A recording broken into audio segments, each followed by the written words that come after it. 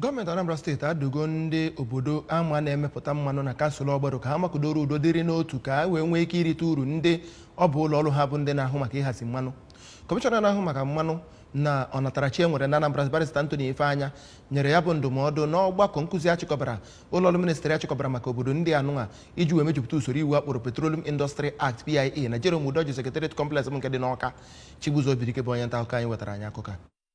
Ya bụ ọgbakọ bụ nke dọtara ndị eji okwu agba izu n'obodo abụọ sonyere na ya bụ ọgbakọ nke gụnyere Ogwuikpere na Ogwuaniọcha. Mgbe ọ na-agwa ndị ebe ahụ okwu ka kọmishọna na-ahụ maka mmanụ egwutere n'ala nakwa ihe ndị ọzọ a na-egwute n'ala bụ ọkaiwu Ifeanya nọrọ kọwaa atụmatụ na ebumnobi gọọmenti soro udo dịka ọ metụtara ebe a na-egwupụta mmanụ ma kwuo na nke a pụtara ihe karịchasịa na gọọmenti ahụ na-agba mbọ ịhụ na enwere udo tọrọ atọ n'obodo dị iche iche bụ nke ga-eme ka eweta mmepe na ọganiru tọrọ atọ. Kọmishọna Ifeanya nọziri rịọ ndị ebe ahụ bụ ndị a na-egwupụta na mmanụ na be ha ka ha gbaa mbọ hụta ya bụ atụmatụ dịka ngọzi Chineke mara ikwe ka ọ wetara ha nsogbu dịka ọ wetara obodo ndị ọzọ bụ ebe a na-egwupụta mmanụ ma nebekwa anya ka ha hụta ikike ha dịka ọ dị n'atụmatụ PIA nke afọ 2021 iji hụ na ya bụ igwupụta mmanụ n'obodo ahụ wetara ha ọganihu karịa ma mmebi. Mgbe ọ na-ekwupụta okwu n'isi akwụkwọ akpọrọ Relationship with Host Communities, Its Sustainability and the Environment nke a tụrụ n'akụ Igbo ka ọ pụta njikọ dị n'etiti obodo a na-egwupụta mmanụ na ya